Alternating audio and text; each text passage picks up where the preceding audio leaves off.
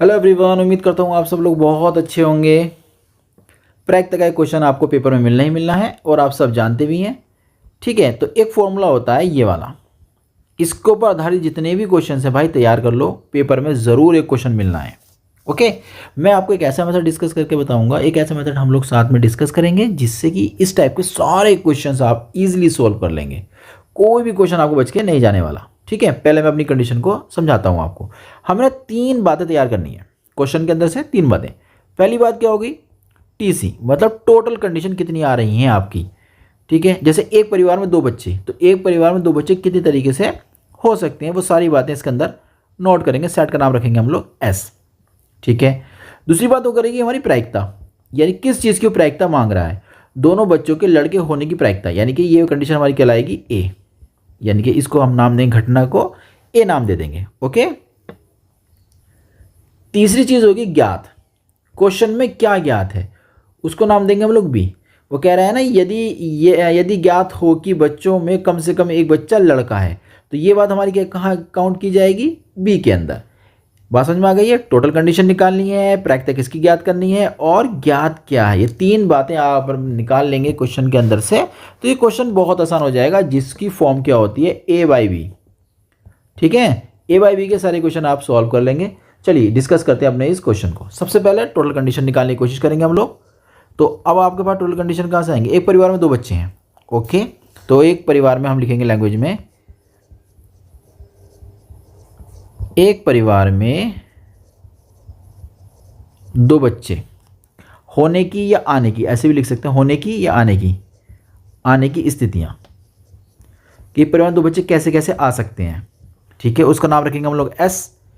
हो सकता है कि दोनों आपके लड़के हों, हो सकता है ऐसे हो सकता है पहला लड़का और दूसरी लड़की हो, पहली लड़की दूसरा लड़का, या फिर दोनों की दोनों लड़कियां गर्ल्स हों।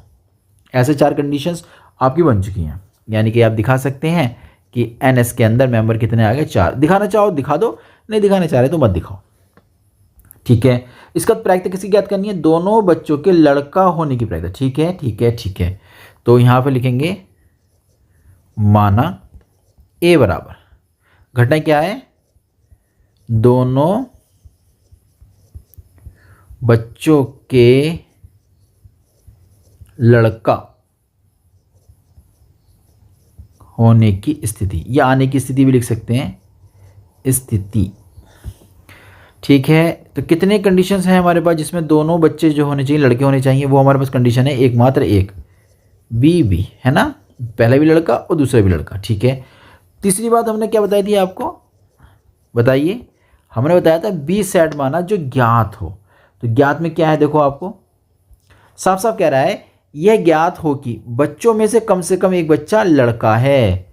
तो ठीक है, बी घटना में क्या लिखेंगे हम, कम से कम एक बच्चा लड़का होने की स्थितियां।